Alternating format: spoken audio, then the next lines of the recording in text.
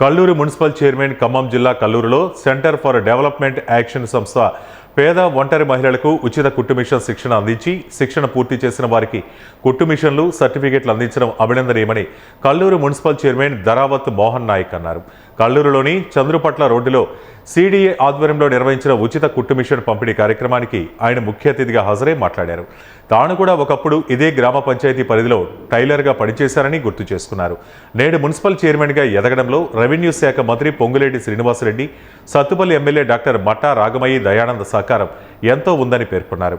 CDA కార్యదర్శి AICC రాష్ట్ర అధ్యక్షుడు ఏనోష్ కుమార్ మాట్లాడుతూ పేద ఒంటరి మహిళలకు 5 నెలల పాటు ఉచిత కుట్టు మిషన్ శిక్షణతో పాటు సర్టిఫికేట్ కుట్టు మిషన్ అందిస్తున్నట్లు తెలిపారు.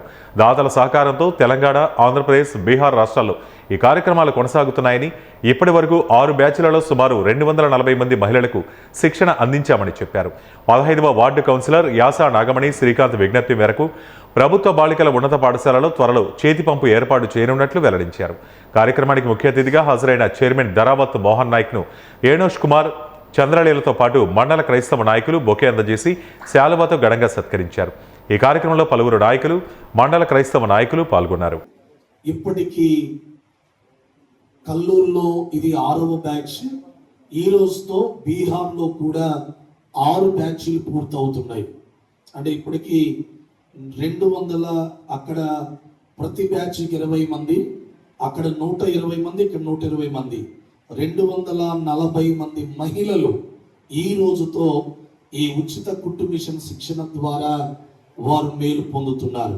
అందును బట్టి దాతలందరికీ బట్టి ఎవరైతే ఈ కార్యక్రమాన్ని సహకరిస్తున్నారో వారందరికీ మన చప్పట్ల ద్వారా, మన కరతాళ ద్వారా మన ఇదే గ్రామ పంచాయతీ ఆవరణలో గ్రామ పంచాయతీ ముందు ఒక చిన్న బండి కొట్టు పెట్టుకొని నేను టైలరింగ్ చేశాను.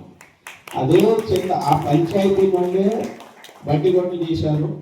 ఆ భగవంతుడు మన పెద్దల సహకారాలతో నేను ఇవాళ మన మంత్రి పొంగులేటి శ్రీనివాసరెడ్డి గారు మరియు మన ఎమ్మెల్యే మట్టా రాగమయ్య దయానంద గారి సహకారంతో నేను అదే మున్సిపాలిటీలో ఇవాళ ఈరోజు నన్ను మన ప్రజలందరూ కలిసి ఒక చైర్మన్గా ఎన్నుకున్నారు. చాలా సంతోషకరమైన విషయంగా నేను భావిస్తున్నాను.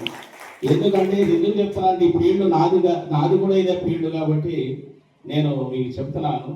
నేను ఆ రోజుల్లో చాలా ఇప్పుడు అక్క చెల్లెలు జాకెట్లు ఇవన్నీ నేను టిచ్చింగ్ చేసేవాడిని. పాయింట్లు, షర్ట్లు అన్నీ టిచ్చింగ్ చేసేవాడిని. ఆ రోజుల్లో నేను రోజుకు 500, 1000 రూపాయలు సంపాదించి ఒక చిన్న చీటీలు కట్టుకుంటూ నా యొక్క కుటుంబాన్ని నేను పోషించుకుంటూ